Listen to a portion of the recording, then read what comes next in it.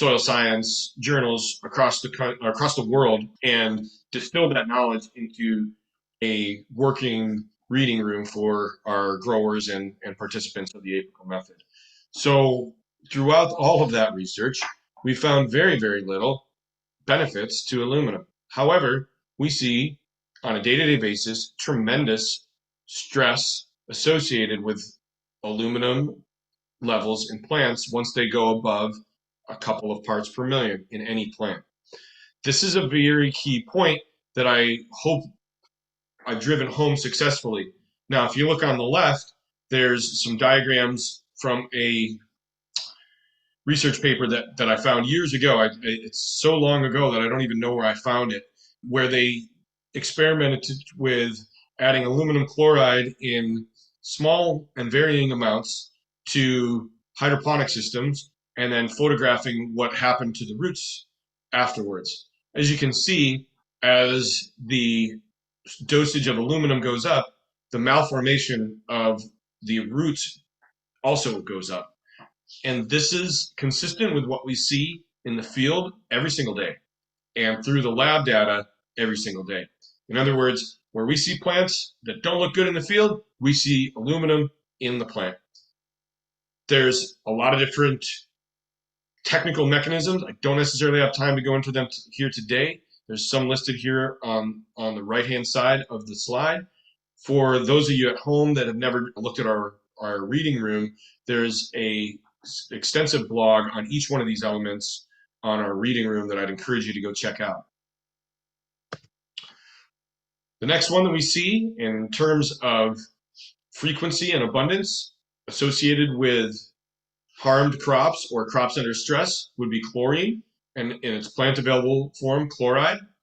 So we see this as a long-term interference mechanism with nitrogen as well as phosphorus and a number of other nutrients as well, specifically boron and molybdenum and so forth. There's a huge amount of chloride or chlorine that's attached to sodium ions in salt-based growing systems and also in loose soils or high sodium base saturation soils. Oftentimes, growers' strategies for leaching sodium don't include the chloride component because chloride is actually has an extreme affinity for soil colloid. So in other words, it'll very readily attach to a soil colloid, but it'll also very readily release from a soil colloid. In fact, easier than nitrogen, chloride actually releases from a soil colloid easier than nitrogen, which a lot of folks don't know. And so when you have this sort of dynamic, it's extremely easy for chloride to get out of control if not kept in check by other elements such as phosphorus, carbon, calcium, and oxidation reduction potential overall. When you see chloride levels in a plant rise, we see oftentimes what's pictured here in the picture, burned, tinged leaves that might appear as a nutrient deficiency. However, it's actually salt burn. But it's not just salt burn, it's specifically chloride burn. And we have a saying around the office here is where sodium was, chloride is now. So oftentimes chloride sticks around after the sodium has been leached through a flushing protocol or after heavy rains. Sodium is the third key toxin that we see across the board in many, many different crops, specifically growers in high sodium environments or high sodium on your base saturation, loose soils, high sodium in water, and overall, and in certain cases, greenhouse growing and potted media as well. This can come from high soil conductivity or also induced soil conductivity. And it's something that really does need to be considered because sodium can help to raise soil EC, which is nice.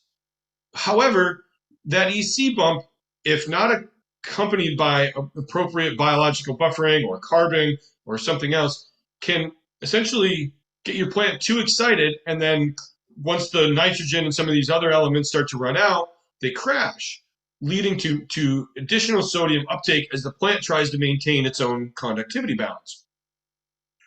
When this happens, the plants really can go into a downward spiral because a hyperaccumulation of sodium into a plant is not necessarily wanted. Similarly to aluminum, there's very few references in plant physiology journals and so on and so forth that just jump up and down about the great, amazing benefits to plants of sodium. Very few. And so, that said, we've seen huge problems across the board when sodium is at excess levels. So wherever that's coming from, whether it's coming from a crop input, a latent soil environment, a weather event, long-term drought, loose soil, et cetera, on down the line, soil itself can build up sodium. Even if it's trying to be flushed, it may still be there. The only real indicator is the lower leaf of the plant. That's your bottom leaf, or that's the bottom line. The bottom leaf is the bottom line on sodium. So when you want to start to mitigate toxins, there's a couple of different places to start, and a lot of people start here with your soil amendments and your biological augmentation. This is a great place. So this is, I think I've showed this in maybe one or two other webinars so far in the series. A lot of different plant amendments and soil amendments that exist out there. A lot of the humic substances and different sorts of protein hydrolysates, different sorts of enzymatic extracts, organic matter extracts, polyphenols, and so on and so forth. A lot of these have real benefits at mitigating toxins, mycorrhiza, PGPRs, et cetera, et cetera. Some of these you'll hear or hear us reference in some of these presentations, and they do actually correspond to product categories in real life. So if there's some confusion about that, feel free to ask a question at the end of the webinar or follow up with us via email. Essentially, what you have, though, is each one of these amendments is potentially designed to mitigate a toxin or to relieve a form of plant stress. But they're all going to work better with our number one favorite friend that we're all learning to love more than anyone, soluble carbon. And there's a few different forms of organic acids and carbonaceous compounds that I've included here on the left. These are really nice categories, again, for you to start thinking about in terms of soluble carbon for your plant.